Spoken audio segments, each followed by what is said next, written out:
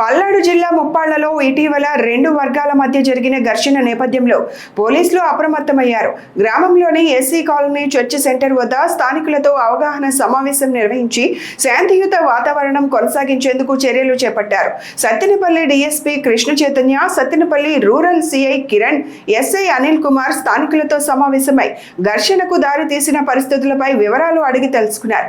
ఘటనకు సంబంధించి నమోదైన కేసులు, చేపట్టిన బైండ్ ఓవర్ చర్యలపై ప్రజలకు వివరించారు. ఇకపై ఎలాంటి గొడవలు, ఘర్షణలకు పాల్పడవద్దని స్థానికులకు పోలీసులు కౌన్సిలింగ్ ఇచ్చారు. గ్రామంలో శాంతి భద్రతలకు విఘాతం కలిగించే చర్యలకు పాల్పడితే కఠిన చర్యలు తప్పవని హెచ్చరించారు.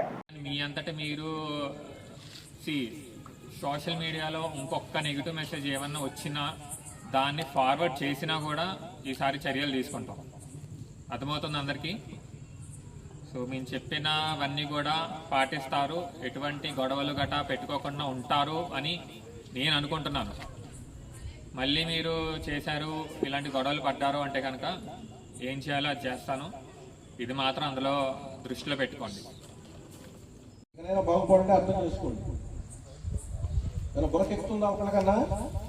నోరు మీద ఏం చేస్తారు, ఏం చెప్పుకుంటారు? మీరు చేసింది ఏం చెప్పుకోలేరుగా, చెప్పుకునే పని మనం చేసింది.